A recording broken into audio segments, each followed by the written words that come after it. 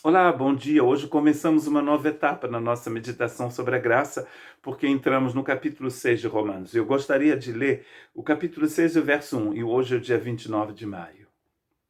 Que diremos, pois? Permaneceremos no pecado para que seja a graça mais abundante? Permaneceremos no pecado para que seja a graça mais abundante?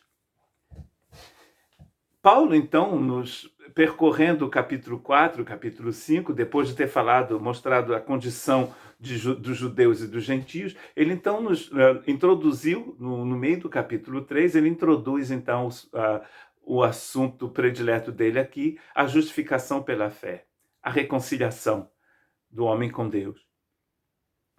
E então ele nos mostrou o caminho pelo qual a graça está nos conduzindo. Não é mesmo? Um caminho de grandes vitórias, um caminho de liberdade. Um caminho onde a culpabilidade é tirada do meu coração.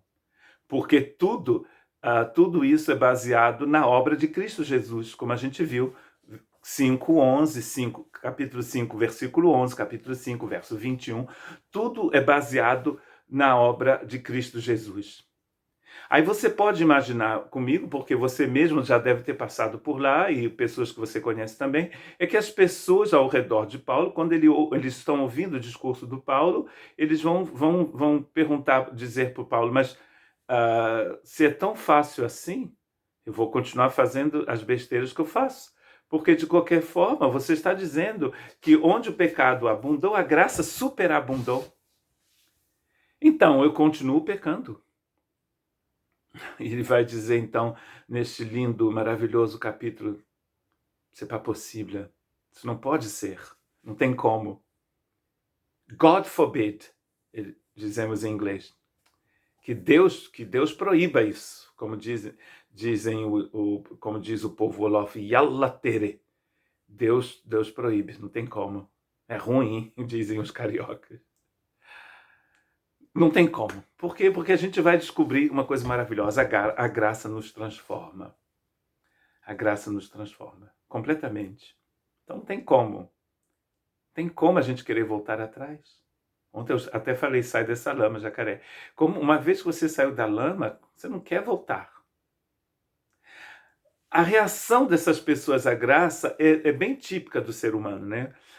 Eu estava lendo outro dia um livro e o pastor, esse escritor, estava dizendo que antes de começar uma mensagem dele, ele fazia isso em lugares diferentes, né? Porque uma vez que você vai entender, uma vez que ele faz isso numa igreja, depois não funciona mais. Então, antes do sermão dele, ele perguntava, eu vou adaptar a minha realidade, quem gostaria de receber 10 euros hoje pela manhã?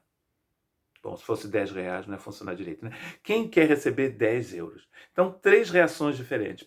O primeiro grupo de pessoas não vai, porque pensa, isso é uma... Deve ser, esse cara está querendo nos enganar, né? Fácil demais, só ir aqui, ali na frente, pegar os 10 euros e pronto. Então, deve ter alguma coisa escondida atrás. Outras pessoas não vão porque eles têm vergonha. Mas imagina o que o povo da igreja não vai pensar se eu for lá pegar esses 10 euros. Vai pensar que eu não tenho dinheiro em casa, que eu não tenho dinheiro para dar comida para minha família. Não é mesmo? Então eu não vou de jeito nenhum. Um outro grupo, um grupo menor, não vai porque eles já têm 1 milhão de euros na conta deles, ou 100 mil euros, ou 10 mil euros, ou mesmo 1.000 euros. O que são 10 euros comparado a 100 mil euros? Eu não preciso de 10 euros. E todas as pessoas sabem aqui como eu sou uma pessoa maravilhosa e como eu tenho dinheiro. E vão ficar pensando o quê de mim, de minha família, se eu for pegar esses 10 euros. 10 euros. Muita gente na época de Paulo e de Jesus também se comportaram assim.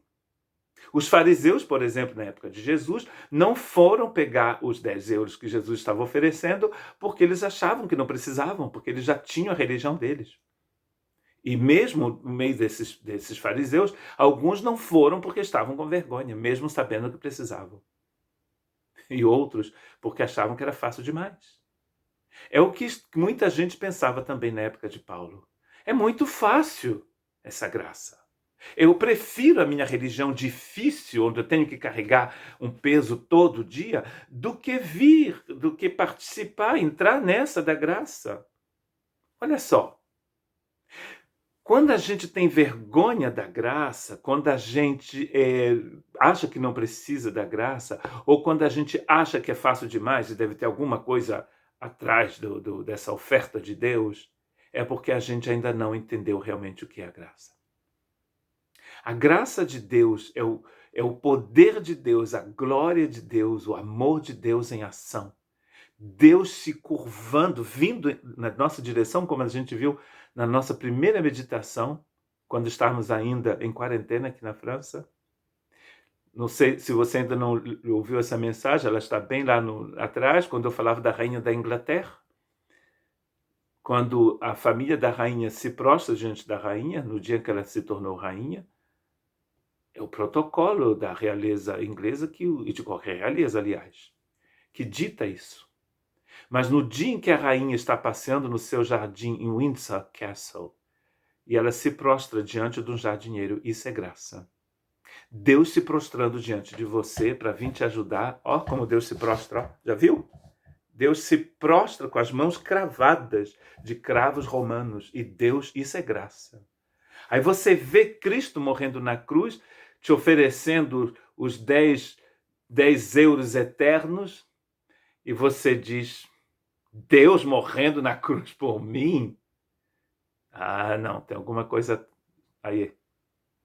Pode ser verdade. Ou então você diz, eu ir atrás de um Deus que se deixa crucificar, que vergonha que vai ser para minha família. Você imagina se as pessoas descobrem que eu estou servindo a um Deus que enviou o seu filho para morrer numa cruz? Não existe a morte pior e mais horrorosa do que conhecer alguém que morreu na cruz. Você imagina eu, um cristão tão bonito, tão maravilhoso, usando a minha camisa do Caminho de Compostela e seguir um Cristo crucificado? É ruim, hein? E outros vão dizer, mas eu sou uma pessoa tão boa, não preciso desse Cristo crucificado. No dia em que você realmente entender o poder da graça de Deus que te tira da lama, jacaré, você nunca mais vai querer voltar atrás, nem vai fazer esse tipo de pergunta idiota que fizeram para o Paulo. Ah, então eu vou continuar fazendo o que eu estava fazendo. Não, porque quando a graça te tira da lama, você não quer voltar para ela. Se a graça te tirou da cadeia, você não quer voltar para lá. E sabe de uma coisa? A gente viu no capítulo 5, a graça te tirou da morte eterna. Quem é doido para querer voltar para a morte? Tem que ser louco, né? De querer voltar para o inferno, de onde Deus te tirou. Que Deus te abençoe.